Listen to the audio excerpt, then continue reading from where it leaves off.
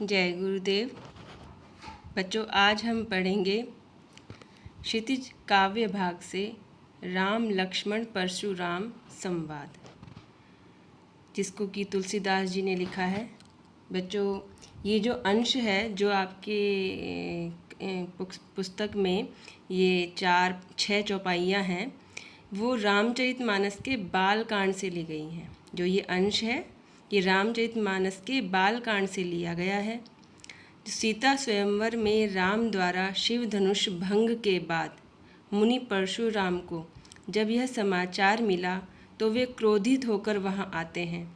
शिव धनुष को खंडित देखकर वे आपे से बाहर हो जाते हैं।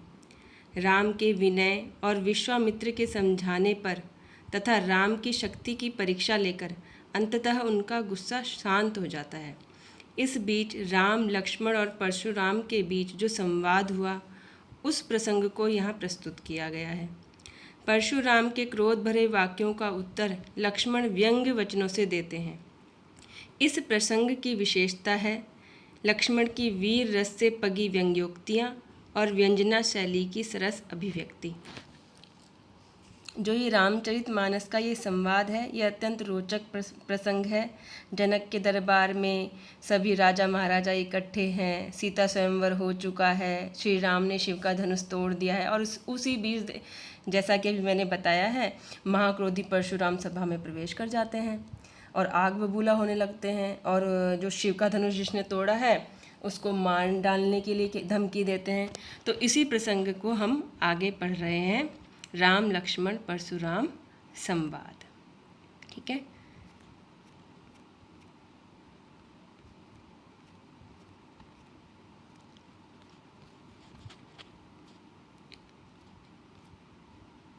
सबसे पहला पद्यांश हम पढ़ेंगे राम लक्ष्मण परशुराम संवाद का।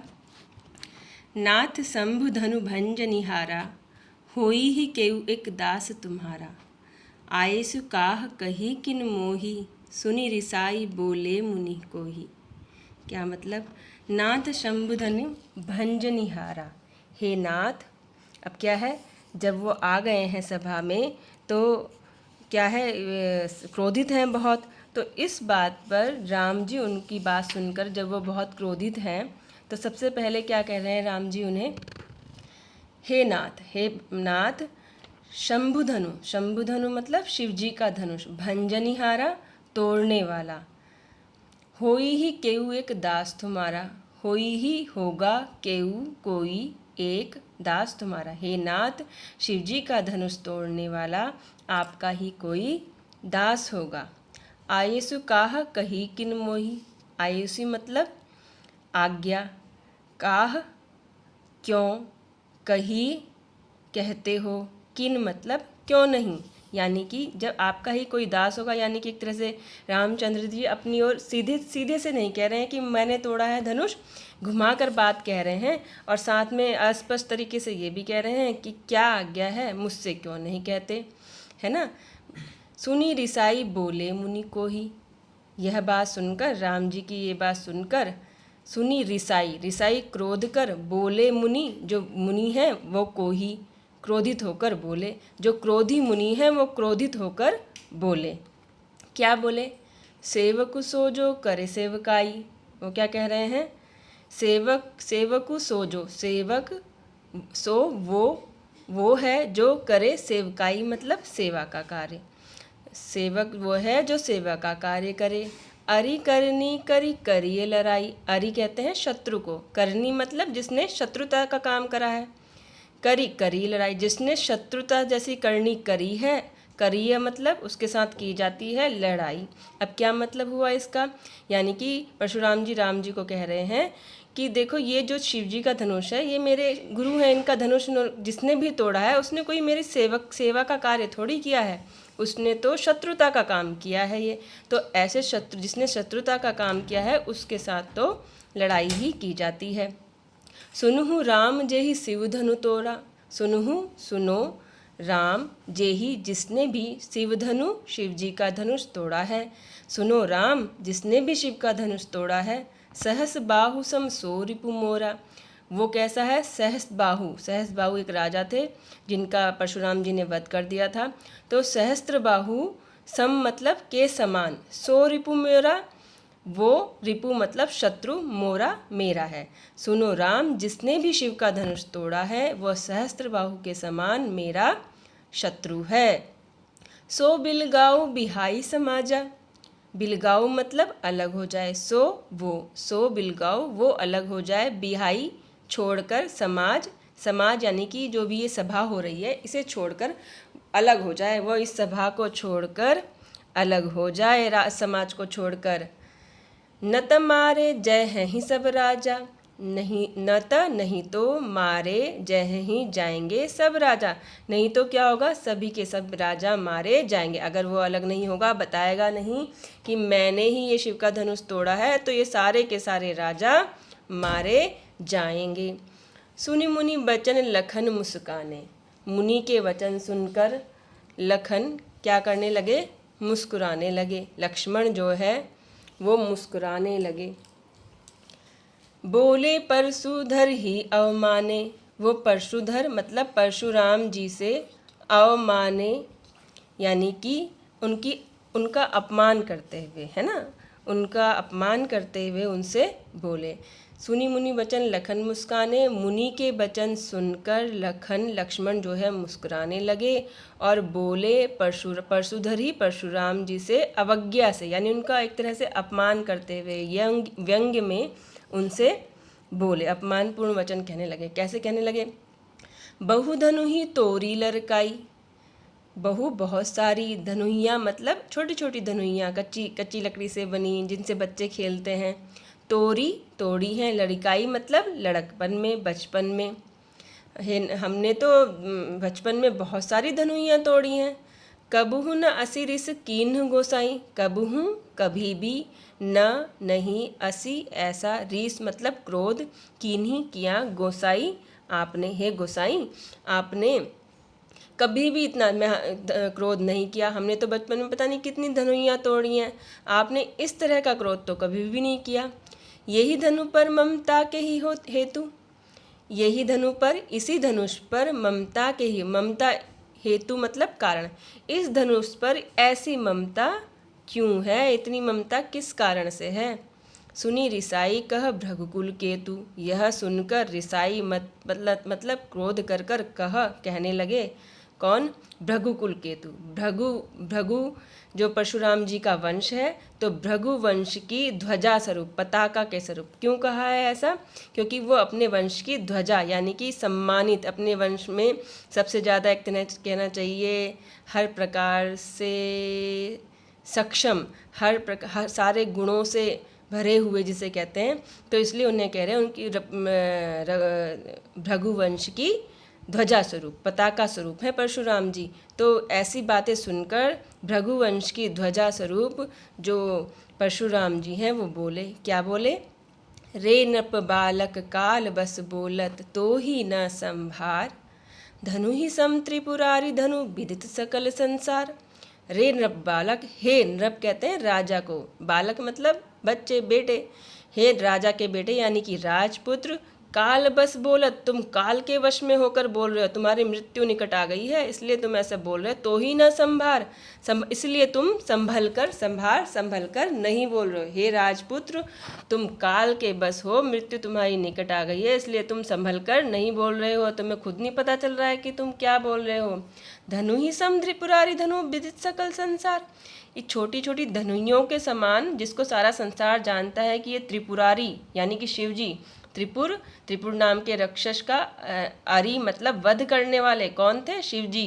तो त्रिपुरारी के धनुष को, जिसको सारा संसार जानता है कि ये शिव जी का धनुष है, उस विश्व विख्यात है ये धनुष, और उसको तुम धनुही के समान कह रहे हो। अगला पद्यांश पढ़ते हैं।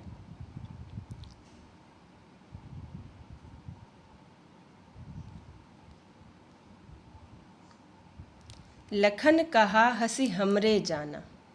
अब क्या हुआ? जब उन्होंने कहा कि तुम शिव जी के धनुष को तुम धनुही के समान समझ रहे हो, तो इसके उत्तर में फिर से क्या कर रहे हैं लक्ष्मण? हंसी हंसकर, लखन कहा हंसी हमरे जाना। लक्ष्मण ने हंसकर कहा, क्या कहा? हमरे जाना। हमरे जाना मतलब हमारी समझ में, हमारी समझ में, हमारी जान में तो सुनहु देव सब धनुष समाना। हे देव सुनिए, हमारी समझ में तो सारे धनुष एक समान हैं। का क्षति लाभु जून धनु तोरे। जून मतलब पुराना, है ना। का क्षति क्षति, लाभु लाभ, यानी कि हानि और लाभ। का क्षति लाभ जून धनु तोड़े। इस पुराने धनुष को तोड़ने से क्या हानि और क्या लाभ। देखा राम नयन के भोरे। इसे तो राम जी ने नयन के भोरे, नयन मतलब नए के, भोरे मतलब भुलावे में, है ना। उन्होंने तो इसे नए के भूल से इसे देखा कि उन्होंने सोचा कि ये नया है ना, धोखे में देख लिया कि ये नया है। छुअत टूट रघुपति हूँ न दोसु। ये तो छूते ही टूट गया, उनके छूते ही ये टूट गया। इसमें रघुपति न दोसु, रघुपति का कोई दोष नहीं है। मुनि बिनु काज करिए कत रोषु।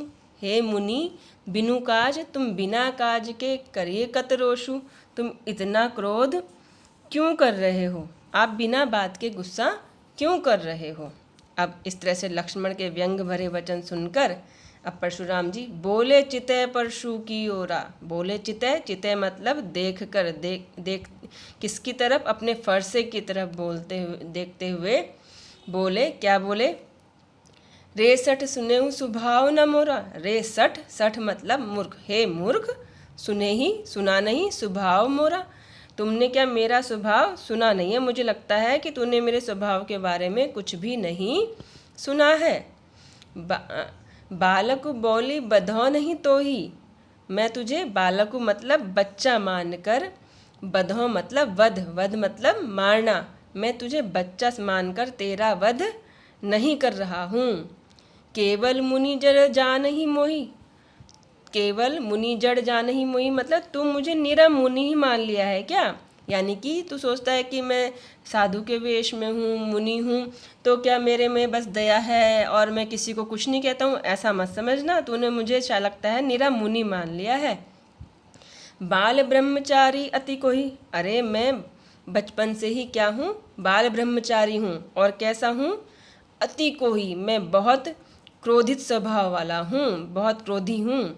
विश्व विदित क्षत्रिय कुलद्रोही।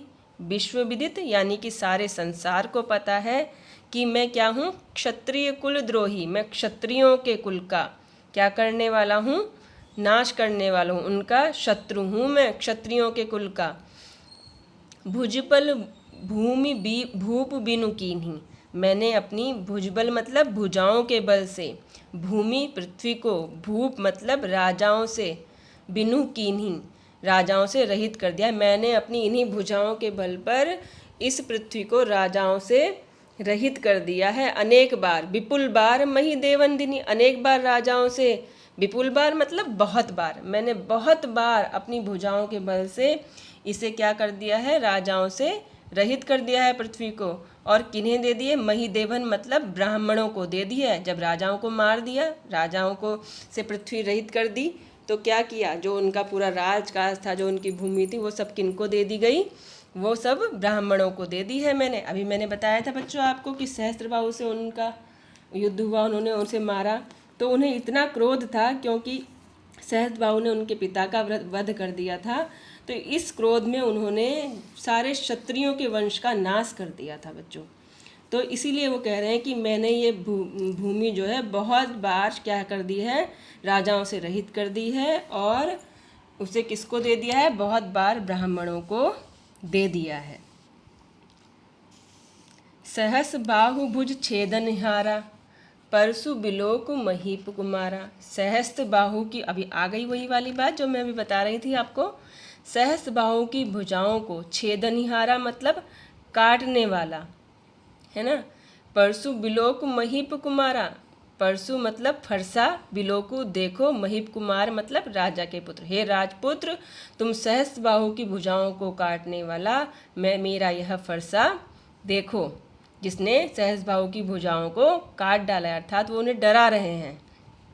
मातु पितहि जनि सोच बस करिसी महिष किशोर। वो कह रहे हैं अरे महिष किशोर मतलब अरे राजा के बालक, तू क्या कर रहा है। मातु पितु जनि सोच बस करी, अपने माता पिता को क्या कर रहा है, सोच बस मतलब चिंता में डाला है। तू मुझसे जो इस तरह की बातें कर रहा है, मुझसे व्यंग्यपूर्ण वचन बोल रहा है, मेरा अपमान कर रहा है, उससे तू क्या कर रहा है, अपने माता पिता को चिंता में डाल रहा है। उसमें मत डाल, यानी कि अगर मैं तेरा वध कर दूंगा तो तेरे माता पिता दुखी होंगे, तो तू ऐसा मत कर, अपनी मौत को मत बुला। गर्भन के अर्भक दलन परसु मोर अति घोर। मेरा जो ये फरसा है ये बहुत भयंकर है।